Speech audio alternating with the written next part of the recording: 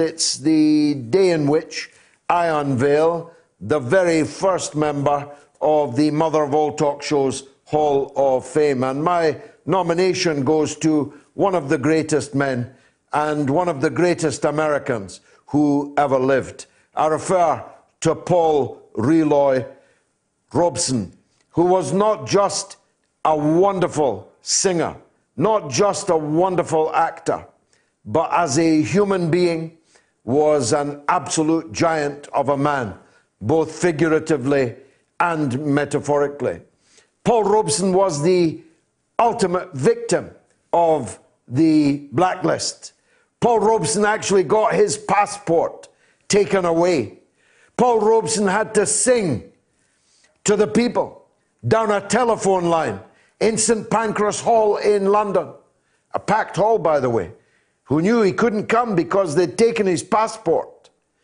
But they turned out, bought tickets, and stood in an ovation in St. Pancras Town Hall to a rendition of Old Man River by Paul Robeson down a telephone line tied to a microphone like this.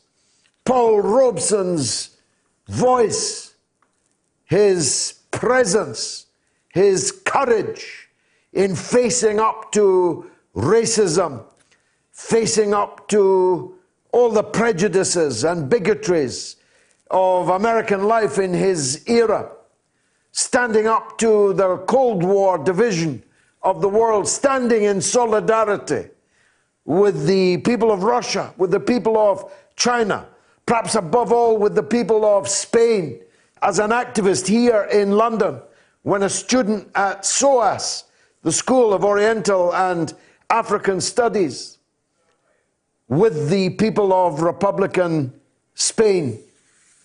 He was born Paul Leroy Robson in April 1898 in Princeton, New Jersey. His father, William, a preacher, was actually born a slave.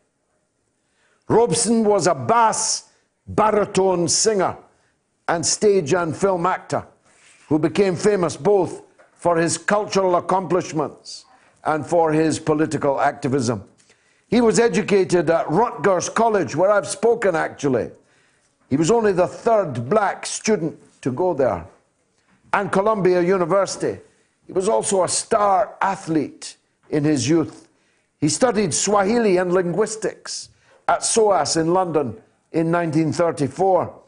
His political activities began with his involvement with unemployed workers, with the miners here in Britain, and with anti-imperialist students that he met here in Britain and worked with in support of the Republican cause in the Spanish Civil War and his lifelong opposition to fascism.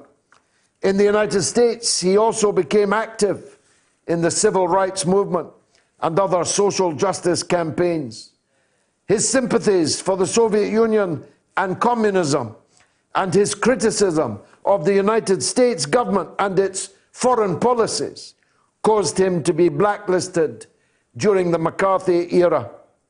Paul Robeson worked briefly as a lawyer, but he renounced a career in law due to the widespread racism he found there and decided to concentrate on his musical career, appearing on Broadway, on the London stage, performing Shakespeare, and in a series of films.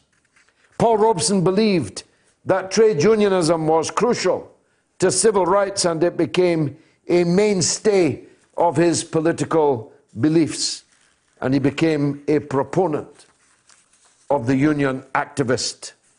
In 1956, Paul Robeson was called before McCarthy's House Un-American Activities Committee after he refused to sign an affidavit affirming that he was not a communist.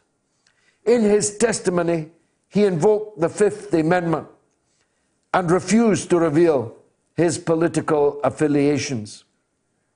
When asked why he had not remained in the Soviet Union because of his affinity with its political ideology, Robson replied, because my father was a slave and my people died to build the United States.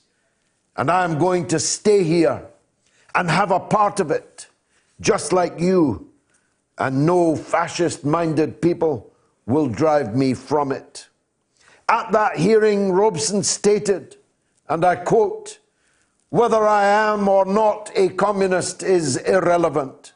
The question is whether American citizens, regardless of their political beliefs or sympathies, may enjoy their constitutional rights."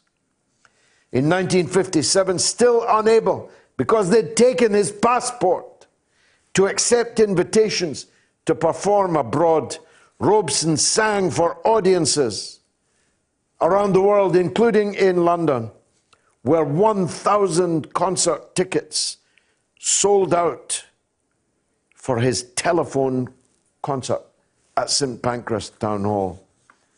"We have to learn the hard way that there is another way to sing," he said.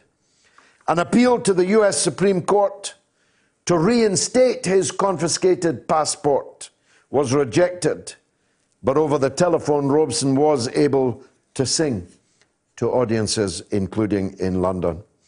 On January 23rd, 1976, following complications from a stroke, Robeson died in Philadelphia at the age of 77. He lay in state in Harlem, and his funeral was held at his brother Ben's former parsonage.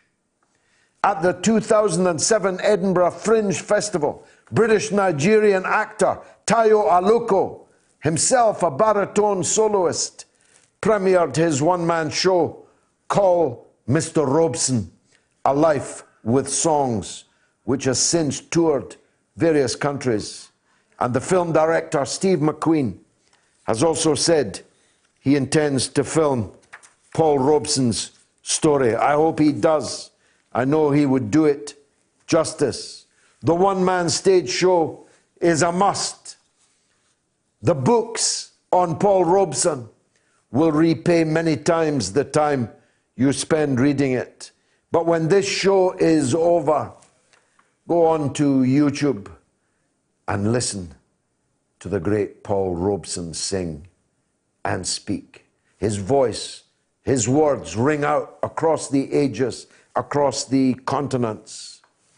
He was one of the greatest of all human beings and one of the greatest Americans.